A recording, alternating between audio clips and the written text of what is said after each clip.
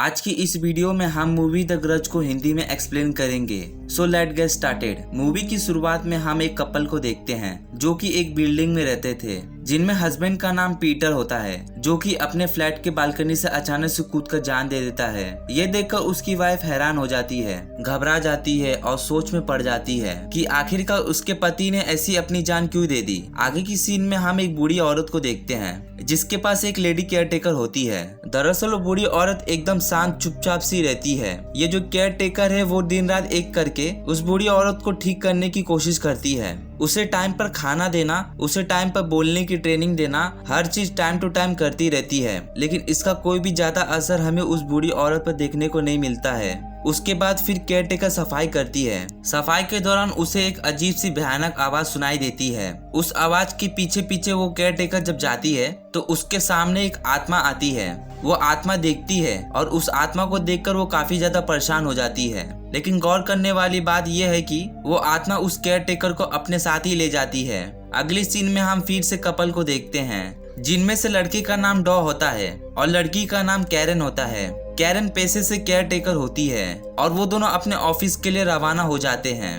Office जाते ही Karen का boss, जिसका नाम एलेक्स होता है, वो उससे कहता है कि तुम्हें एक औरत का केयर टेकर बन के जाना पड़ेगा और उसे घर पर हमेशा जाकर उसकी केयर करनी पड़ेगी। जब कैरन उस लेडी के घर जाती है तो हमें पता चलता है कि वो लेडी और कोई नहीं बल्कि वो बूढ़ी औरत है, जिसके घर पर उसकी पहली केयर टेकर को वो आत्मा लेकर चली गई है। कैरन भी उस बूढ़ी औरत से बात करने की कोशिश करती है, मगर वो बूढ़ी औरत बिल्कुल चुप रहती है। वो किसी भी तरह से रिस्पॉन्स करती ही नहीं है। धीरे धीरे जब कैरन का समय उस घर में बीतता जाता है तो उसे भी कुछ अजीब और भयानक सी आवाज सुनाई देती है और जिस तरह से वो आवाज आ रही होती है वो उस तरफ भागती है। वहाँ पर एक डोर होता है और इसी डोर के पीछे से काफी तेज और अजीबोगरीब आवाज सुनाई देती है। वो उस डोर को खोलना चाहती है, लेकिन जब वो खोलने की कोशिश करती है तो देखती है कि उस डोर को सेलो टेप की मदद से ब्लॉक किया हुआ है, यानी कि काफी सारे सेलो टेप चिपका दिए गए हैं, जिसकी वजह से वो डोर पूरी तरह से ब्लॉक हो गया है और उसे खोलने में परेशानी आ सकती है। लेकिन काफी कोशिशों के बाद कैरन उस डोर को खोल लेती है।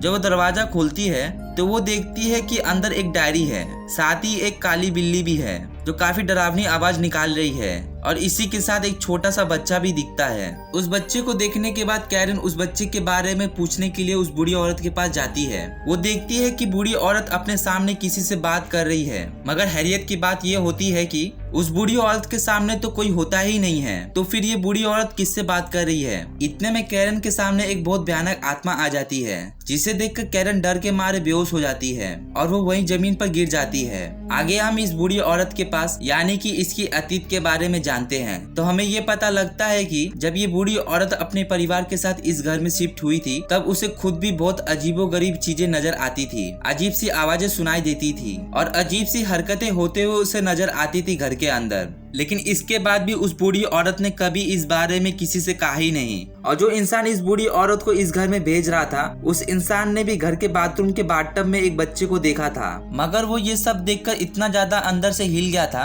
कि उसने कभी भी किसी को इस बारे में बताया ही नहीं। धीरे धीरे जब वो बूढ़ी औरत अपने परिवार के साथ वहाँ सेटल हो गई तो कुछ अजीब सी हलचल उन्हें महसूस हुआ करती थी। एक दिन शाम को जब उस बूढ़ी औरत का बेटा वापस अपने घर लौटा तो उसने ये देखा कि घर का सारा सामान बिखरा हुआ है, घर की हालत खराब है। और जब ये बूढ़ी औरत का बेटा अपनी वाइफ से मिलता है तो अपनी वाइफ की दशा देखकर उसे लगता है कि किसी ने उस औरत को हिप्नोटाइज कर लिया है, यानी कि किसी ने उसे अपने वश में कर लिया है। वो बहुत अजीब सी बिहेव करती है। इसी बीच वहाँ पर एकदम से भयानक आत्मा आ जाती है और इन दोनों हस्बैंड वाइफ को जान से मार डालती है और ये दोनों उसी वक्त मर जाते हैं। इसके बाद अब कैरन का बॉस यानी कि एलेक्स जब घर के अंदर आता है तो घर की दशा देखकर उसे लगता है कि यहाँ पर सब कुछ ठीक नहीं है, कुछ तो गड़बड़ है। इसलिए एलेक्स कुछ पुलिस वाले को साथ ले आता है। जब पुलिस ऑफिसर वहाँ आते हैं तो कैरन का बॉस एलेक्स से काफी सारे सवाल करते हैं। एलेक्स उस पुलिस ऑफिसर को सब कुछ बता देता है जो भी उससे इंफॉर्मेशन मिलती है। थोड़ी देर बाद जब पुलिस ऑफिसर घर की छानबीन करते हैं तो उसे भी एक रूम दिखता है जिनमें उस बूढ़ी औरत के बेटे और बहू की यानी कि उस हस्बैंड की वाइफ की लाश वहाँ पर पड़ी हुई मिलती है। अब हम देखते हैं कि कैरन की हालत बहुत ज्यादा खराब हो चुकी है। वो अब एक हॉस्पिटल में एडमिट है तभी कैरन से मिलने हॉस्पिटल में वहाँ पुलिस ऑफिसर आते हैं। वो पुलिस ऑफिसर कैरन को एक पिक्चर दिखाते हुए उस पिक्चर के बारे में पूछते हैं। तो कैरन उस पिक्चर को देखकर कहती है कि इस पिक्चर में जो छोटा बच्चा है उसे कैरन ने उसी रूम के अंदर देखा था, जिस रूम के डोर को बहुत सारे टेप से ब्लॉक कर दिया गया था। लेकिन वो पुलिस ऑफिसर कैरन को बताता है कि इस बच्चे की मौत 3 साल पहले ही हो चुकी है। आगे के सीन में हम एक लड़की को देखते हैं जिसका नाम सुजन होता है। हम देखते हैं कि सुजन अपने ऑफिस में लेट नाइट तक कुछ काम कर रही होती है। अपना काम को खत्म करने के बाद सुजन के वहाँ से जाते वक्त वो कुछ अजीब तरीके की आवाज सुनती है और साथ ही वो कुछ अजीब सी हरकतें भी महसूस करती है। ये सब देखकर सुजन काफी डर जाती है। सुजन के साथ कुछ और भी अजीब गरीब घटना घटती है, लेकिन इसी के साथ अब वो किसी तरह से इन सारे हरकतों से निपटने की कोशिश करती है और वो भागती है उस बिल्डिंग से। लेकिन जब वो भाग के नीचे आती है तो बिल्डिंग के गार्ड के पास वो देखती है कि सब कुछ बहुत अजीब सा है। वो उस गार्ड को सब कुछ बताती है। इसके बाद गार्ड उस बिल्डिंग में जाकर तहकीकात करता है कि आखिरकार वहाँ क्या गड़बड़ी हो गई है, आखिरकार सुजन ऐसा क्यों महसूस कर रही है। और सुजन गार्ड रूम से ही सीसीटीवी कैमरे के जरिए सब कुछ देख रही है। तभी सुजन देखती है कि गार्ड अचानक से कहीं गायब हो गया है और उस गार्ड की जगह एक काला साया आ जाता है। ये सब देखकर सुजन डर के मारे वहाँ से भागते हुए अपने घर आ जाती है। घर जाने के बाद सुजन बेड पर जाती है और थोड़ी देर बाद एक आत्मा आती है और सुजन को भी जान से मार डालती है। आगे की सीन में हम देखते हैं कि कैरन अपने हस्बैंड डॉ के पास आती है। कैरन और डॉ ट्रैवल करके अपने घर जा रहे होते हैं। तभी लेकिन रास्ते में वो आत्मा कैरन को डराने की भी कोशिश करती है, मगर कैरन ज्यादा इन बातों पर ध्यान नहीं देती है। घर पहुंचकर कैरन शावर ले रही होती है। तभी उसके सर से फिंगर निकलता है, यानी कि उंगली निकलती है, जिसे कैरन फील करती है, महसूस करती है और बहुत डर जाती है। और आगे हम देखते हैं कि कैरन का बॉस यानी कि एलेक्स अपने ऑफिस में एक लड़की को देखता है जो कि बहुत बुरी तरह से घायल होती है और वो घायल लड़की उस ऑफिस के बेसमेंट की तरफ जा रही थी। और जब एलेक्स उसका पीछा करता है तो एकदम से वो लड़की एलेक्स की तरफ देखती है और उसका चेहरा पूरी तरह से डरावना लगता है, काला सा होता है और ये काले साए की तरह दिखती है, जिसको देखकर वो काफी ज्यादा डर जाता है और वहाँ से भागने की कोशिश करता है। अगले सीन में हम देखते हैं कि कैरन इंटरनेट पर उस बूढ़ी औरत वाले घर के बारे में कुछ सर्च कर रही होती है। तभी उसे पता चलता है कि कुछ साल पहले उस घर में एक परिवार रहता था जिनमें हस्बैंड वाइफ और उनका छोटा सा बच्चा था।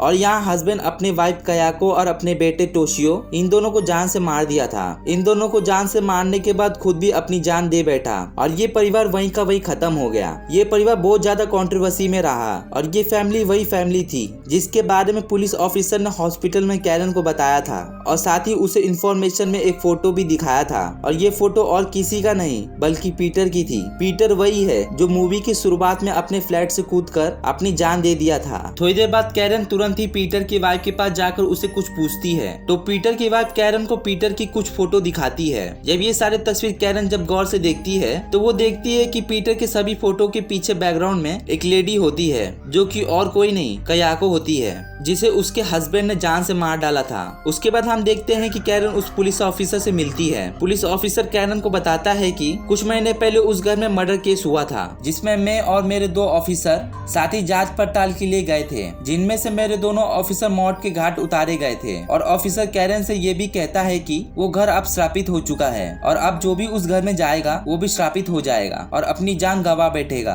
अब हम देखते हैं कि वो पुलिस ऑफिसर ये डिसाइड करता है कि उस श्रापित घर में आग लगा देंगे जिससे कि वो सारे श्रापित लोग खत्म हो जाएंगे, यानी कि मर जाएंगे। थोड़ी देर बाद जब ऑफिसर को बाथरूम से कुछ आवाजें सुनाई देती है तो वो उस आवाज के पीछे भागते हैं और देखते हैं कि बाथटब में एक छोटा सा बच्चा यानी कि टोशियो लेटा हुआ है, जिसकी मौत तो 3 साल पहले ही हो चुकी थी। लेकिन तभी अचानक से कोई उन्हें बाथटब में धक्का देते हुए डुबाकर जान से मार देता है। आगे की सीन में हम देखते हैं कि कैरन को ये बात पता चल जाता है कि किस तरह से कैरन का हस्बैंड डॉ कैरन को ढूंढते हुए उस श्रापित घर में जा चुका है। कैरन तुरंत ही श्रापित घर में डॉ को बचाने जाती है। तभी उसे वहाँ पीटर और उसका छोटा सा बच्चा टोशियो दिखता है, जिसकी माँ कयाको और खुद उसे भी उसके फादर ने जान से मार डाला था। कुछ देर बाद कैरन को सही बात पता चलती है कि 3 साल पहले इस घर में क्या हुआ था। दरअसल बात यह है कि कयाको की शादी तो हो चुकी थी, मगर कयाको पीटर से बहुत प्यार करती थी। इस वजह से कयाको हमेशा पीटर का पीछा किया करती थी और पीटर के बारे में वो अपने डायरी में लिखा करती थी। यह वो डायरी है जो कि कैरन को उस मूवी की शुरुआत में उस डोर को तोड़ने के बाद उस रूम में मिला मिला था। फिर एक दिन कयाको का हस्बैंड को ये डायरी मिल जाती है, जिससे कि वो अपनी वाइफ कयाको को धोखेबाज समझकर काफी गुस्सा करता है और गुस्से में आने के बाद कयाको को जान से मार देता है। और थोड़ी देर बाद कयाको का हस्बैंड अपने छोटे बच्चे